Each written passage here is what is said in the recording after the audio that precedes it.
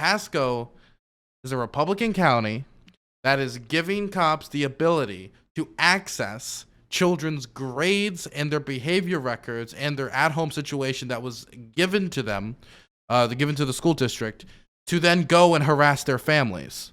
This is the type of stuff that I would expect to hear someone tell me about why we need to like defend freedom at home and stop like some evil influence from overseas. But no, this is happening here.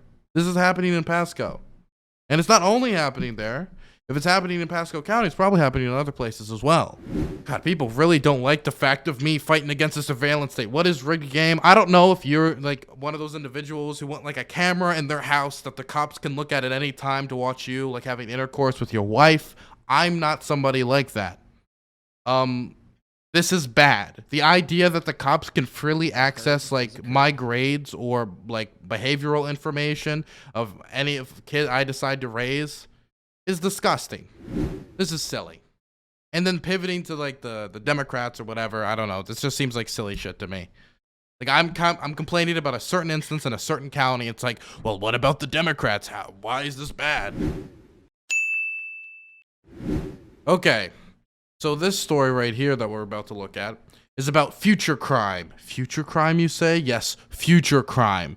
You guys all have seen like those movies about like I can stop murders before they happen, or like in China, there being the social credit system that, oh boy, like this is to help predict whether you're gonna do some dastardly deeds. Or in Xinjiang, for example, and this is particularly malicious, on how they'll like stack up how many super religious things you do before they ship you off to the camp, right? Pretty some nasty stuff. But in Florida, in our own country, it seems that these predictors of future crime are being used on youth to basically like follow them around and harass their families in a county in Florida. So I wanted to watch a video about that, which really caught my eye earlier today.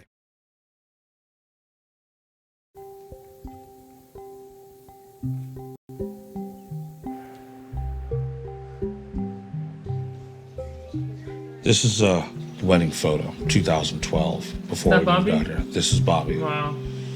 Oldest, second oldest, third oldest, the baby.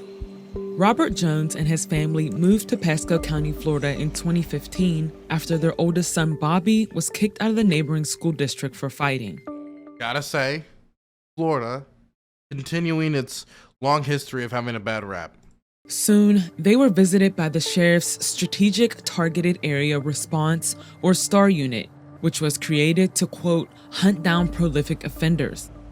It was the first of many visits to come. Pasco County Sheriff's Department wanted to come by and introduce the STAR team to my family. We heard about your son in the other county, and we want you guys to know that we'll be keeping an eye on you. A few days later, deputies Imagine you're a family and you're moving to a new county hoping you can get a new start. You've told your kid like, hey, this is a new environment. You can start over in this nation, in this school. Nobody knows you. You can make a good impression on your teachers. You can make a good impression on your school. You can make a good impression on your community. And the first welcoming gift you get from this new county is a knock on your door and the cops basically tell your kid, we'll be watching you. Basically saying, you're not getting a fresh start. These things are going to follow you here, and we're treating you as a criminal to be. arrested Bobby, claiming they'd found sandwich bags with trace amounts of weed during their first visit. He was 15 at the time. Bobby was acquitted of the charges, but then the sheriff's office seemed to turn their focus to Robert. They started coming every day, 3, 4, 5. They didn't even wait for me to come home. They'd come home early when my kids were home and bang on the windows and doors and, where's your dad at? Where's your brother at? Robert says the STAR team started ticketing him for things like his grass being too high or his address being hard to see from the street. Well, the numbers aren't very visible from the roadway because of the lights in the way. It has a 0 on it. But, oh, okay. But still, I think I can go with that because the lights in the way. But then, he alleges, they'd hold on to the tickets and arrest him for failing to appear at his court date. Over 6 months, he was arrested. Okay, so this just feels like hardcore broken window policing. I mean, broken window policing, if I remember correctly, is the idea that what you need to do is the slightest missteps or slightest different things, the tiniest problems you have, if you mess up at all, then the cops need to jump down your throat, right? They need to jump down your throat and start penalizing you, because if they don't, then it'll slowly spiral out into bigger crime. The idea, if you don't mow your lawn, then eventually drive-bys and drug busts are going to have to start going on. There's not a lot of like backing for this theory, but this right here is not only broken window policing, but it just feels like harassment, that these people come to this county to start a new life. They are welcomed by telling them, you're not going to get a new life, and they knock on the door. Then they start showing up every other day, looking at every tiny detail, knocking on the door even when the dad isn't there. So then they start talking and interrogating their kids. Then they start ticketing them for stuff that has nothing to do with the reason they even originally engaged with them, which has to do with their child's behavior in school. Start ticketing them for the grass being a little too high. Start ticketing them for them not being able to see the numbers to identify the house location. Just ticketing them for whatever they can get them on, because the cops are there, and when you throw a bunch of cops at a problem to solve something like this, they're going to look for any slight misgiving so they don't make their trip to this house for nothing. Which means that this family, if they ever make the slightest mistake, are going to get heavily penalized, and they're going to be in and out, in and out, in and out, in and out of the law. Just getting penalized for stuff they shouldn't really be getting penalized for, because it's not really a major problem. Arrested 5 times. The arrests only stopped when he packed up his family and fled the county. Then last year, Robert found out he and his family weren't alone. A recent investigation by the Tampa Bay Times revealed the Pasco County Sheriff's Office is listing more than 400 at-risk students as potential future criminals.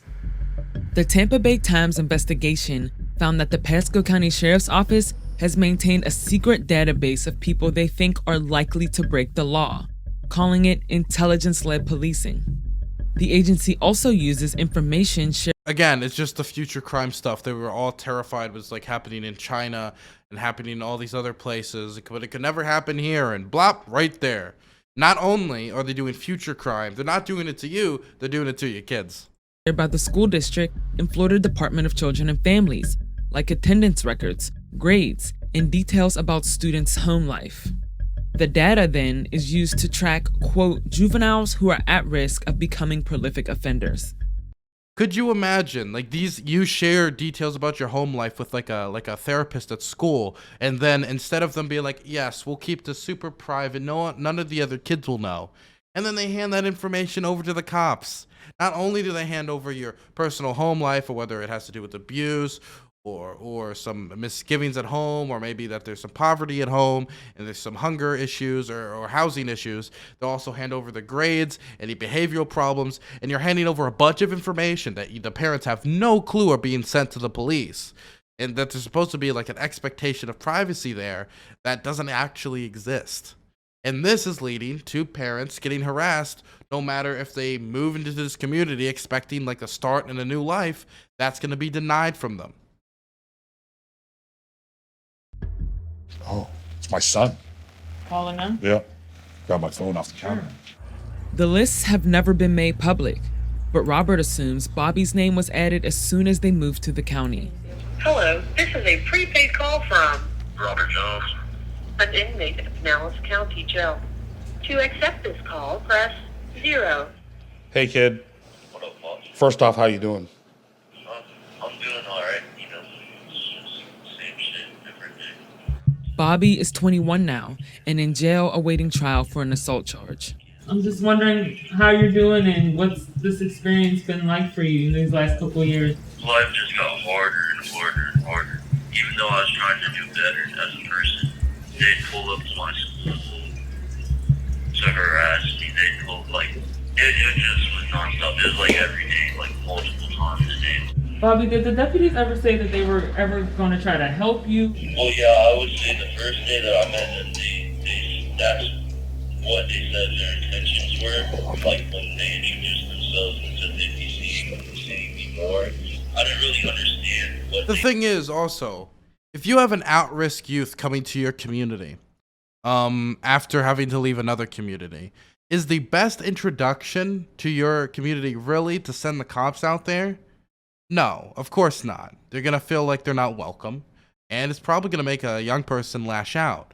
But it's also like just like sending them the message of like, oh, look at you, we see you, we know you're a criminal type, we know you engage in terrible activities, and we're going to keep a close eye on you. You're being put in that box.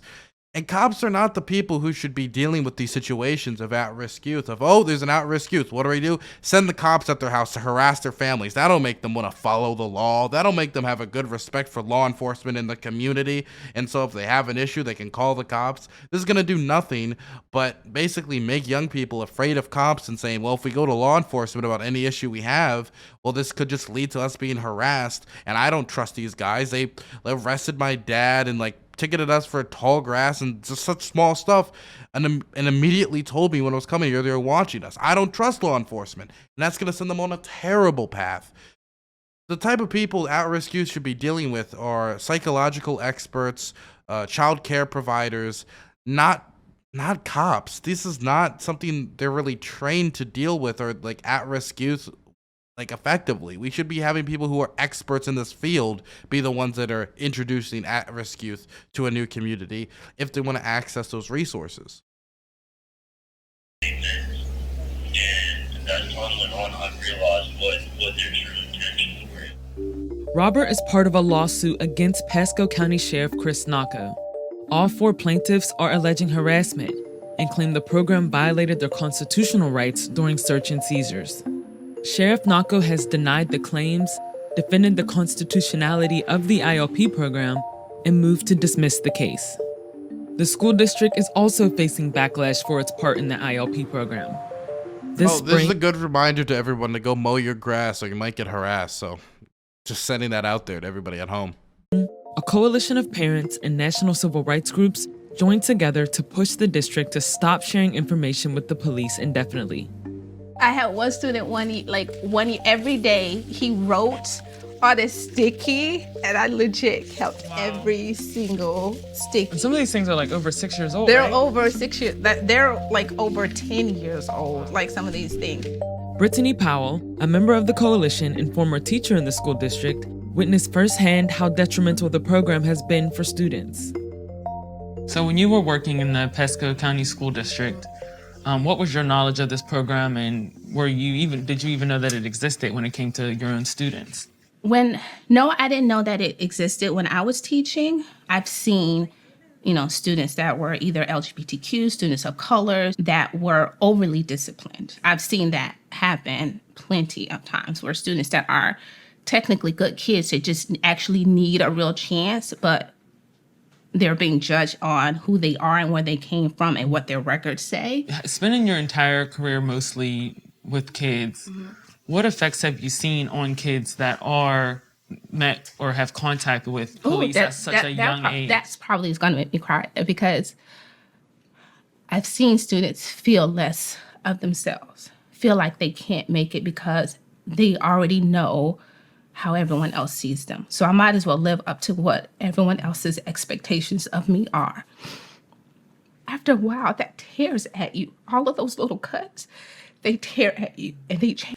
If you think everyone views you as like a violent, violent person who can't follow the rules, is just always going to get in trouble, then with those low expectations being set at you at the beginning, then there's like, you've been given like zero reason a lot of times to like try to exceed those expectations.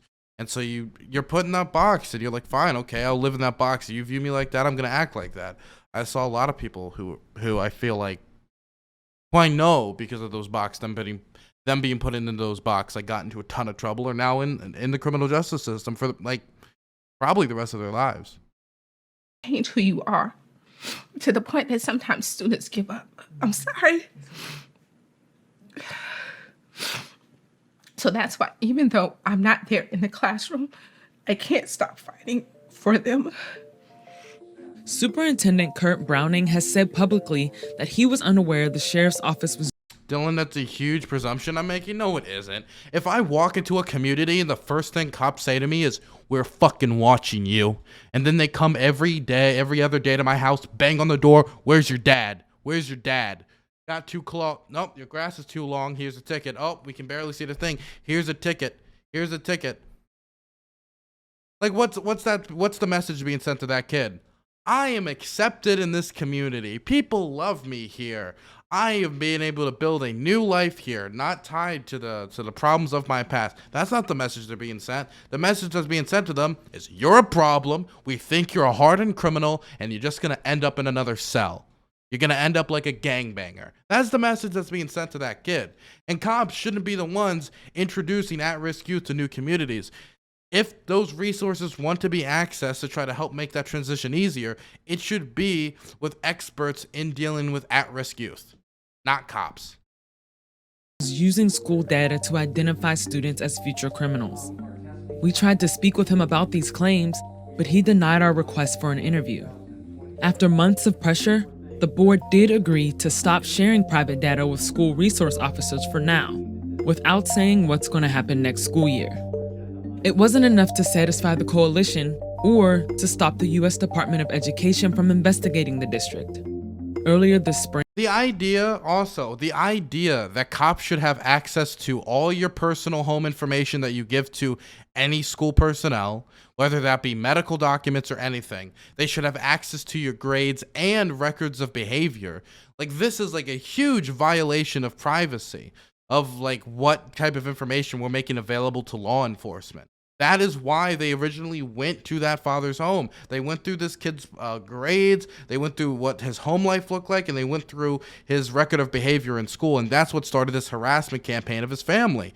That is a huge violation of privacy, that the idea that cops can, if they want to, be like, well, his grades look bad, and oh, I mean, he has some at-home problems. Maybe you should go tell him at home that we're watching you. That's going to do nothing but send the kids down a worse path, man. They started looking into whether the school violated FERPA, a federal privacy law which prohibits students' records from being shared. The district said in a statement that all contracts with the sheriff's office include, quote, safeguards for the proper use of student information. But the national privacy groups in the coalition say those safeguards don't adequately protect students' rights, and the program itself is racist. When parents or students have no idea whether they're on the list, you end up not being able to have due process to be able to challenge the information that's being used to say that they are going to become prolific offenders. And even if the information is correct, we know that there is massive implicit bias. And so the data is likely skewed. It likely has many more Black and brown students than it does white students. Can you talk about what some of those violations were in this program? There is about 20,000 names sent from the school district to the sheriff's office. It sounds like on a routine basis. The minute that those 20,000 student names were sent over to the sheriff's office, that's... By the way, Pasco County in Florida is a hard Republican county. Before starting today's show, I was looking at election results and such, and I just wanted to bring up something that, while of course I have also concerns about like monitorance in China and the amount of freedom when it comes to like how people in like Xinjiang have been monitored, or how people in the mainland have been monitored, I see a lot of people in the Republican Party talking about that, how terrible it is, and a lot of them like banging the drums for like the new Cold War, right? Based on like, we are the freedom lovers here, and they are the terrible people who want the government to be at your door, and they want to be able to look into your lives, have cameras everywhere. But then you'll look at their county governments, the Republican Party's county governments, and this like scary future they say could happen, that if China takes over, it's happening right now in their own counties.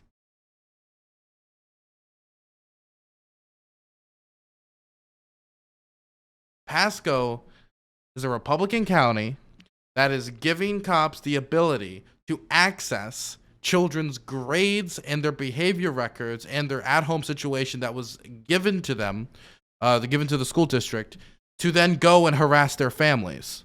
This is the type of stuff that I would expect to hear someone tell me about why we need to like defend freedom at home and stop like some evil influence from overseas. But no, this is happening here.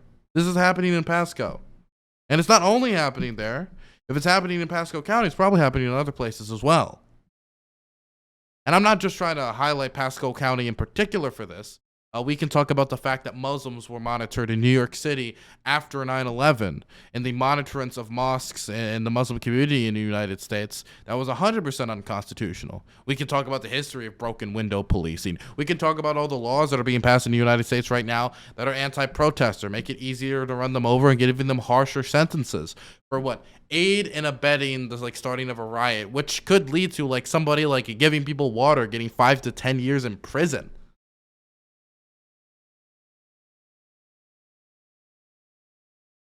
God, people really don't like the fact of me fighting against a surveillance state. What is rigged game? I don't know if you're one of those individuals who want a camera in their house that the cops can look at any time to watch you having intercourse with your wife. I'm not somebody like that. This is bad. The idea that the cops can freely access my grades or behavioral information of any of kid I decide to raise is disgusting. I don't like that. Was I arguing being opposed to surveillance state? Well, you're basically saying that in this county that this is perfectly fine. This isn't surveillance state's behavior. That you think it's perfectly fine. That the government should be able to give any organization any private information about you. That's what it sounds like. This is silly. And then pivoting to the Democrats or whatever. I don't know. This just seems like silly shit to me. I'm complaining about a certain instance in a certain county. It's well, what about the Democrats? Why is this bad? It feels like everybody loses their principles immediately. Immediately. Once the shoe's on the other foot, man, it hurts.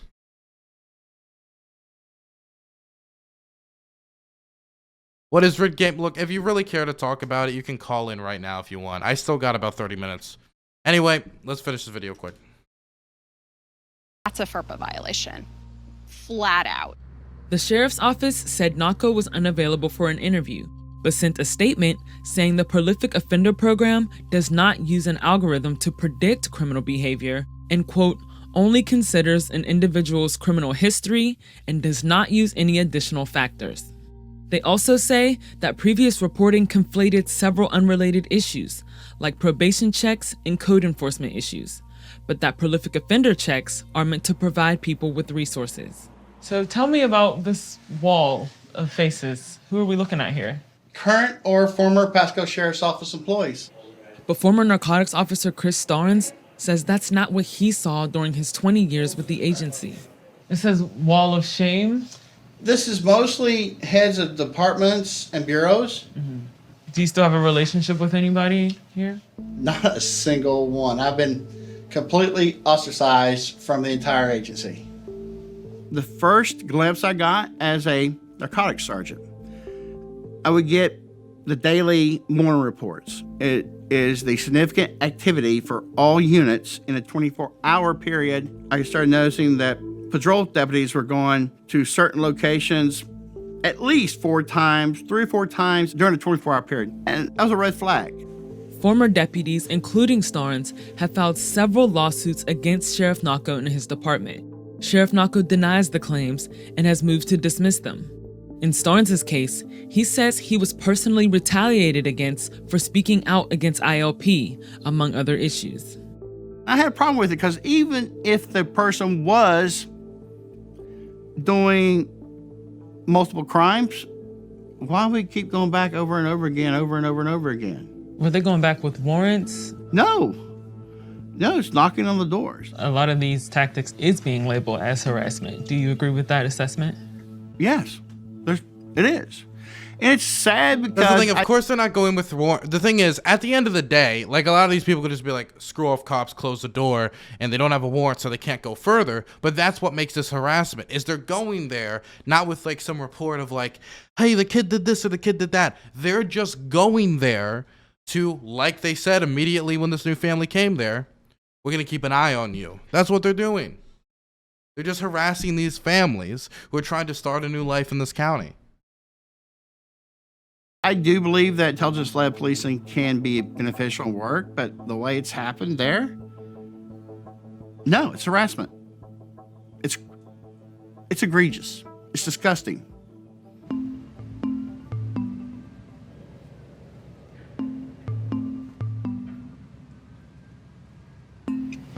that I remember most about this place is being in jail for nothing. Sitting at this light waiting, being on the phone with my daughters, hearing them scream and cry that there's somebody banging on the windows and doors and it's the police. This is the grass they said you kept uncut? This is it. Yeah, this is it. And that's what they are getting you for. Literally. Oh, yeah, there's some overgrown grass. What would justice look like for you at this point? I mean, look at this guy. He looks like a hardened criminal. Your typical gangbanger. I'm sure he's gonna do 20 drive-bys by the end of the night. I mean, come on, tall grass. That's preposterous. I'd like my name cleared. I'd like my son's name cleared. I fought hard for what little bit I have. You know, I mean, tangible items. Now, your character, how do you get that innocent back? That character is what follows you forever. Okay. What a gross story. And it just shows that a lot. Now, somebody in chat's really angry at me. What is rigged game? Look, buddy, you can come in here and tell me how I'm wrong because apparently you think I said, yes, this is just like Xinjiang, China. No, my problem is that a lot of the people who complain about we need to fight the foreign menace and their authoritarianism, look at Xinjiang, look at Hong Kong, look at the monitorates. It's terrible. Yes, I'd love to vote for the Patriot Act. Oh my God, yes, I'll check my name on that. Oh, yes, I'd love to make it so the cops can access children's grade records, their at-home experience, completely without their parents' knowledge. Oh, yes, I'd love it. Please put a camera directly in my bedroom, monitor me whenever. Like, that's ridiculous to me. That's what I'm complaining about. I'm not saying that the things are equivalent. I'm just saying it's hypocritical for people to pick up the flag of freedom and run across the room saying, freedom, freedom, we need to fight the menace overseas, which will restrict our freedom. And yes, please let me pass some laws to make it easier to run over protesters. Let me pass some laws to make it harder penalties for protesters. Let me pass some laws to make it so you can jail people who give protesters water bottles. Yes, please make it. Let me pass some laws to make it harder for people to access the vote. Please, please, we must stop felons from voting. Oh my goodness. Like, it's hard for me to hear people talk about all these things overseas when it comes to human rights abuses, which I do believe you don't need to do whataboutisms. You can complain about those and stay on topic. But it makes our case so much better when we address these human rights abuses at home if we're going to talk about these things abroad.